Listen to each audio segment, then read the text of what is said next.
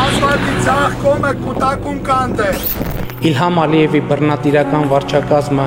վերստին անցել է պատերազմական գործողությունների։ Մարդ ներս ամտնեմ, հեսա հարցերեք ճշտեք նշանավարը, սաղին ասեք նշանավար չասեց եք դերեք կպիչում կսեք, ով ուզում ալի։ Ամասարկով։ Արի, ինչ լսում եսի։ Գրակ։ Իսական համաներով ինձ ավտո տնենաս, խպի, հիվերսայա։ Դա հայ ժողովրդին հայտարարված պատերազմ է։ Դա պատերազմ է մեր անկախության, ազատության եւ արժանապատվության դեմ։ Երբ դեռ 2020 թվականի սեպտեմբերի 27-ն էր, Խաղաղ Արցախում առավոտյան 7:10-ին պայթեց թշնամու արկը բնակչի ննջասենյակում,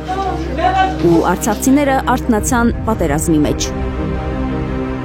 Նախ Ստեփանակերտը պատսպարվեց ապաստարաններում, հետո Մարտակերտը, Ասկերանը, Շուշին։ Պատերազմի առաջին զոհերը Մարտունիից էին 9-ամյա Վիկտորիան ու նրա 59-ամյա տատը Էլադան։ 5 տարի է անցել, բայց Հայաստանի իշխանությունը չի հրապարակել զոհերի անուններով ցուցակ։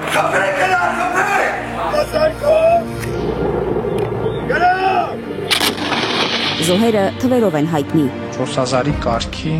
պլյուս մինուս 50։ Պաշտոնապես 3781 զոհ, 253 անհետ կորած ու անհայտ թվով գերիներ ունեցանք 44-օրյա պատերազմի ժամանակ։ 80 մարդ, որ չէին հասցրել տարհանվել, մահացել են իրենց տներում։ Հայաստանի Հանրապետությունը Արցախի Հանրապետության անվտանգության եւ անկախության երաշխավորն է։ Եվ Հայաստանի Հանրապետությունը իր բնակչության ու պետական համակարգի ողջ ներուժով այսօր կանգնած է Արցախի թիկունքին։ Եվ մենք կհաղթենք։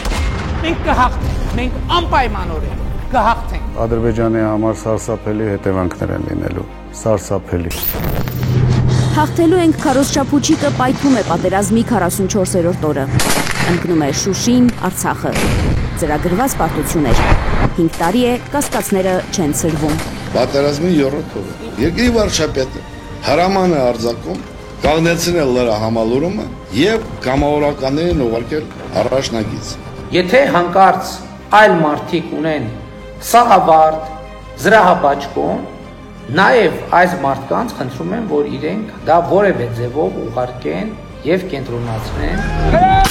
Պատերազմի 4-րդ օրը Փաշինյանին տեղեկացրել են, զոհերն այնքան շատ են, որ պետք է 2-3 օրում միջոցներ ձեռնարկել պատերազմը կանգնեցնելու համար։ Եկեք պայմանավորվենք մի բան։ Ինչ էլ լինի, մենք մեզ երբեք պարտված չենք ճանաչում։ Եթե նույնիսկ բոլորին թվա թե մենք պարտվել ենք վերջնական եւ անշրջելիորեն, մենք մեզ երբեք պարտված չենք ճանաչի։ Պատերազմի ընթացքում 2 անգամ պատերազմը կանգնեցնելու առաջարկ է եղել, մեկը հոկտեմբերի 7-ին։ Եթե իրենք ընդունեին իմ առաջարկած պլանը, ապա այսքան նվաստացուցիչ չէ լինի պարտությունը նրանց համար։ Մեղավորը հենց հայկական ղեկավարությունն է։ Երկրորդ առաջարկը հոկտեմբերի 19-ին է եղել։ Հոկտեմբերի 19-ին, 20-ին ինձ հաջողվել էր համոզել նախագահ Ալիևին, որ կարելի է դադարեցնել ռազմական գործողությունները, բայց նա պարտադիր պայման ուներ՝ փախստականների վերադարձը, այդ թվում Շուշի քաղաք։ Ինձ համար անսպասելի էր մեր հայ գործընկերների դիրքորոշումը, այնպես էր ձևակերպված, որ նրանց համար դա անընդունելի է, եւ վարչապետ Փաշինյանը ինձ ուղիղ ասաց, որ այդտեղ սպառնալիք է տեսնում Հայաստանի եւ Ղարաբաղի շահերին։ Ինձ հիմա այնքան էլ հասկանալի չէ, թե որը կլիներ այդ սպառնալիքը։ Կարող ենք կանխել պատերազմը, որի արդյունքում մենք կունենայինք այս նույն վիճակը,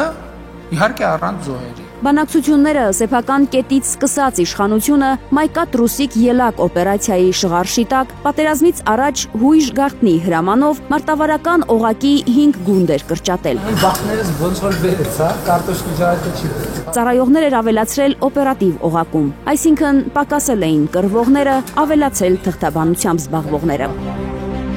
Պատերազմից առաջ Արցախը Հայաստան էր եւ վերջ։ Карабах – это Азербайджан. И восклицательный знак. Պատերազմից հետո Պրահան էր։ Ես ճանաչել եմ Ադրբեջանի տարածքային ամբողջականությունը, ներառյալ Ղարաբաղը Ադրբեջանի տարածքային ամբողջականության մեջ։ 2022-ի հոկտեմբերին Փաշինյանը Արցախը ճանաչեց Ադրբեջանի կազմում։ 1 տարի անց Արցախը հայաթափվեց, շրջափակման 9-րդ ամսում Արցախի վրա Ադրբեջանի մեկօրյա կործանիչ հարձակման հետևանքով։ Թերեզա Կադաևչյան, Արմեն Ապրեսյան, Հայլուր։ Հայաստանում եւ աշխարհում տեղի ունեցող իրադարձությունների մասին առաջինը իմանալու համար բաժանորդագրվեք մեր ալիքին։ Սեղմեք զանգակը, որ բաց չթողնեք, ամենահրատապը, ամենակարևորն ու հետաքրքիրը։